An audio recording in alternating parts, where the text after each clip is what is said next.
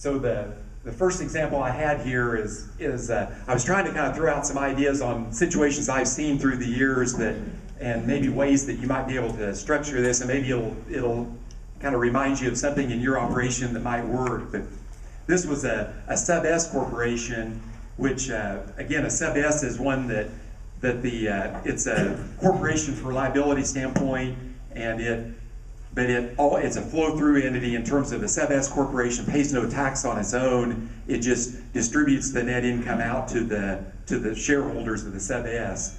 But this was a father who was 70 and his son was 50, and they've got a successful farming operation. They farm about 2,500 acres tillable, and they background about 1,000 head of cattle per year. And so they've got all their operating assets, which would be their equipment, grain, and cattle, are all in the sub S corporation, and they each own 50% of the shares. And so it's basically a 50-50 partnership between dad and son. Well, then all the farmland, though, is owned individually, and they pay the cash rent from the sub S corporation out to the individual. So they've done a pretty good job of keeping the land separate from the operating business, which is good. So what's going on here now is that granddad, being 70, is really wanting to slow down. Grandson, he's got a degree in agronomy. He's 28 years old. He's worked off the farm for several years, and then he's come back to the farm and he's worked for a salary for the last 2 years for the corporation. And then grandpa's been slowing down, but he still takes an active management role in the operation. And all parties see that the grandson is really a sharp guy, and really he wants to take more of an active role in management of the operation. So they've really got an ideal situation. They've got a sharp third generation person coming into that's really interested in the farm, but they don't really know how to bring him in, or he doesn't have any capital to be able to come in and buy grandpa out, because it's probably over $1 million for grandpa's share of the cattle and farm equipment. So what can they do? He has no equity to put in the operation, so he's really in the cold there. They've each, because grandpa's kind of slowing down, the corporations drop back into just paying $25,000 a year for grandpa, and then $50,000 each for the son and the grandson, based off their labor contribution, which they feel are pretty fair wages. I mentioned before that maybe is still a bit low on the $50,000 a year, but at least they're within reason. And they've also done their due diligence, and they've done their cash flow planning, and saying that they can pay this $125,000 in wages and pay the rents, and everything works good even through 2015. So they don't think they're setting themselves up for a big financial hardship. So how can the grandson enter into this agreement? So what they were looking at doing then is they basically did an employment agreement. And so they said, well, grandson, you still draw your $50,000 a year as your base salary, and then we're going to give you a bonus equal to 1/3 of the corporate accrual income after all labor expenses, and then less 3% rate of return on their shareholder equity at the beginning of the year.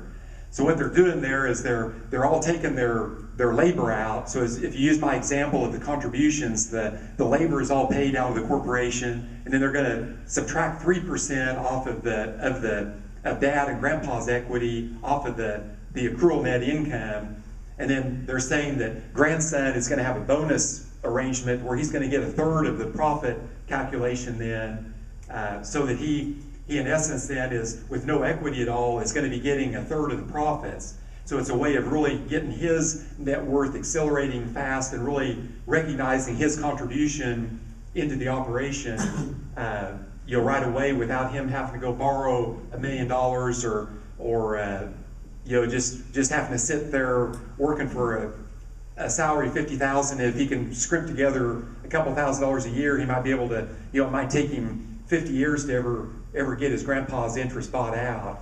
So kind of an interesting note I was reading this week, talking about these bonus agreements. And I can't say the guy's name, but a lot of you have probably heard about this BlackRock investment capital group, and the manager of BlackRock is going through a divorce. Well, in the this week, they were saying that his wife is complaining because he has been, this executive has been drawing $70 million per month in take-home pay as the manager of BlackRock. And of course she's saying, well, she can't live on less than $35 million a month because she has to live in the same lifestyle that he afforded her.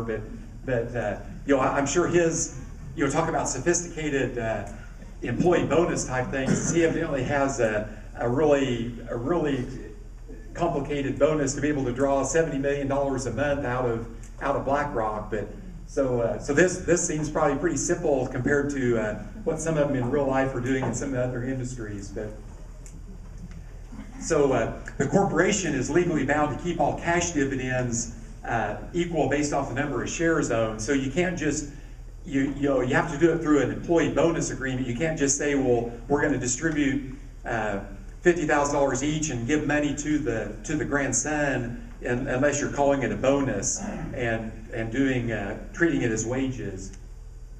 But the other advantage of this is the bonus could be considered commodities in lieu of wages to avoid the self-employment tax. And I could probably talk all day on just commodities in lieu of wages, but it's basically a strategy where if an employer can actually give commodities to their employee and not have to do the payroll withholding on it, and so you save the 15.3%, the 7.65 Social Security you'd have to match, or that you'd have to withhold, and the 7.65 you're having to match.